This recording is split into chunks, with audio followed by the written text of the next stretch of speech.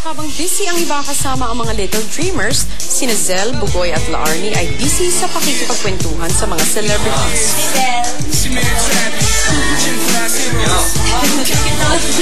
Ang saya po ng experience, tapos kakatuwa kasi tatlo kami magkakasama. So parang less yung kaba, yung tension.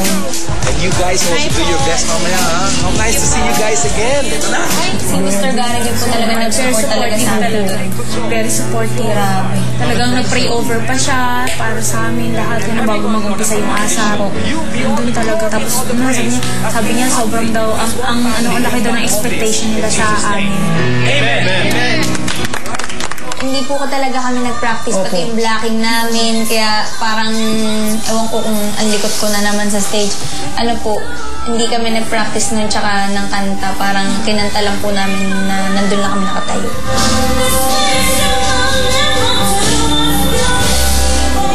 Bago sumalang, nakabanding pa ng scholars ang iba pang kapamilya stars. Maya-maya ay dumating na ang oras ng pagkanta. Kakalag. Yan.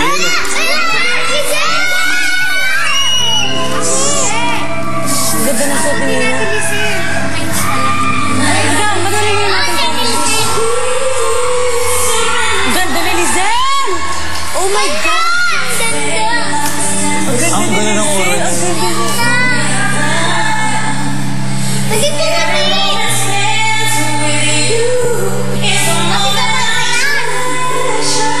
Ganda, mami! Ay, mami! Nakapot ba si Ate Laarni? Grabe, talbog niya siya, no?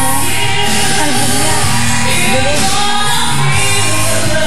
Hindi siya rin! Mabait si Miss Sherin po kasi very supportive siya. Tapos uy, tingin na lang tayo, gano'n sabi. Basta lahat-lahat talaga, detailed talaga. Sobrang professional siya, katrabaho.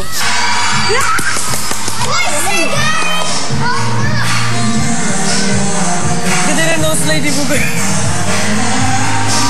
Hindi makatingin siya. Guwapo, si Bugoy.